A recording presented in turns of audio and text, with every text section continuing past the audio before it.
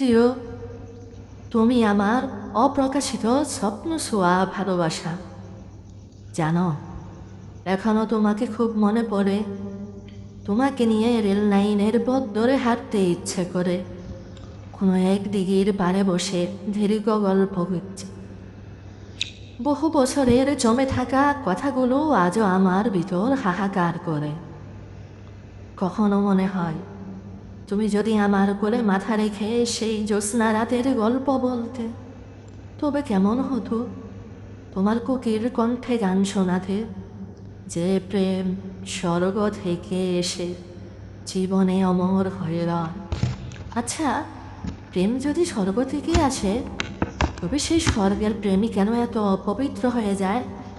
কেন সে প্রেম এত অপূর্ণ থেকে যায়? কেন ভুল মানুষের সাথে বন্ধনে আবদ্ধ করে ফেলে? আজ তোমার প্রতি আমার কোনো অভিযোগ নেই।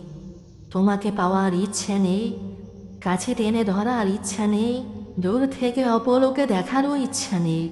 শুধু আছে আমার ভিতরের সেই হাহাকার, সেই অপূর্ণতার গল্প। অভিযোগ অনুযোগ সবই কেবল একজনের কাছে। তিনি তোমাকে আমার জীবনে এনে আবার পুরোটা দিলেন না। তিনি চাইলে তোমাকে শুধু আমারই করে দিতে পারতেন, পারতেন, কিন্তু দিলেন না। তুমি জানো, আমি তোমাকে আজও প্রচণ্ডভাবে মিস করি।